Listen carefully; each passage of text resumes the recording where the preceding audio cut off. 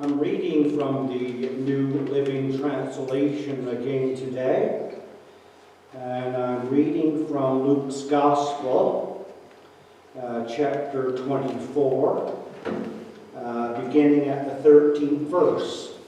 Chapter 24, beginning at the 13th verse.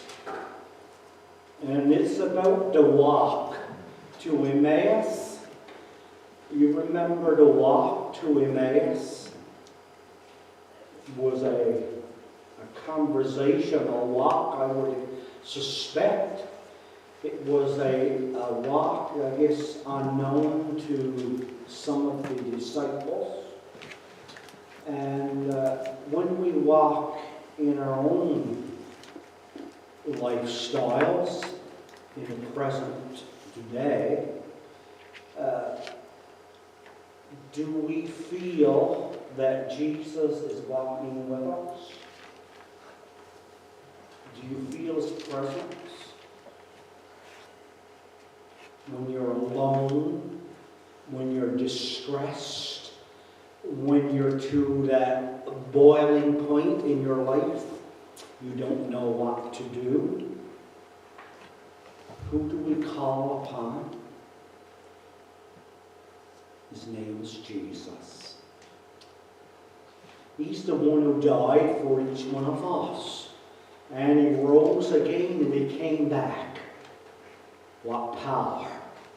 What power. So I hope there's power in the message today as I preach the message to you.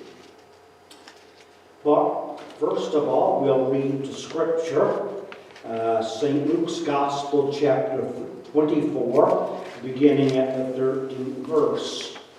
That same day, 2 of Jesus' followers were walking to the village of Emmaus, 7 miles from Jerusalem. And as they walked along, they were talking about everything that had happened.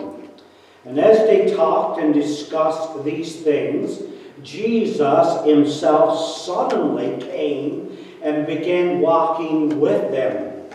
But God kept them from recognizing Him. And we wonder why. We wonder why God would keep them from recognizing Jesus. Well, He asked him, what are you discussing so intently as you walk along? And they stopped short, sadness written across their faces.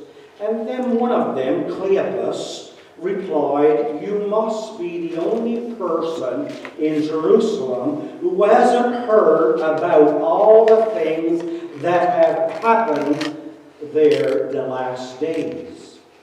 What things? Jesus asked. The things that happened to Jesus, the man from Nazareth, they said. He was a prophet who did powerful miracles, and he was a mighty teacher in the eyes of God and all the people. But our leading priests and other religious leaders handed him over to be condemned to death, and they crucified him. We had hoped he was the Messiah who had come to rescue Israel. This all happened 3 days ago.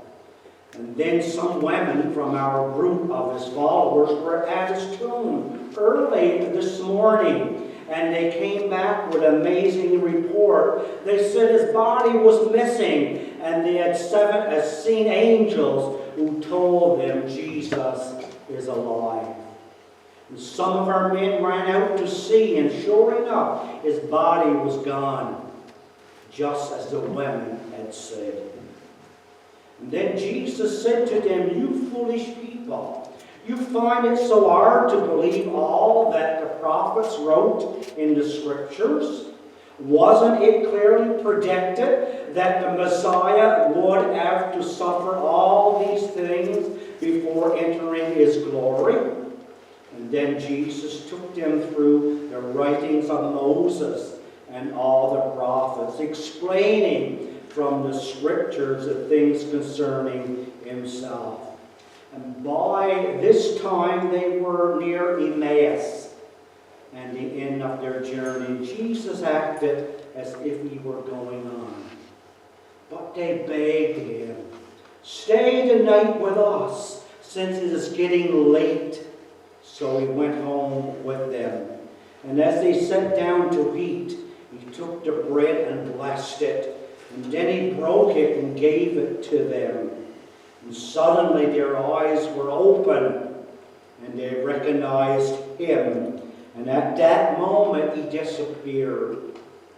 And they said to each other, "Didn't our hearts burn within us as he talked with us on the road and explained the Scriptures to us?" And within the hour they were on their way back to Jerusalem. And there they found the 11 disciples and the others who had gathered with them, who said, "The Lord has risen. The Lord has risen." He appeared to Peter. May the Lord bless the reading of his word to our hearts this afternoon.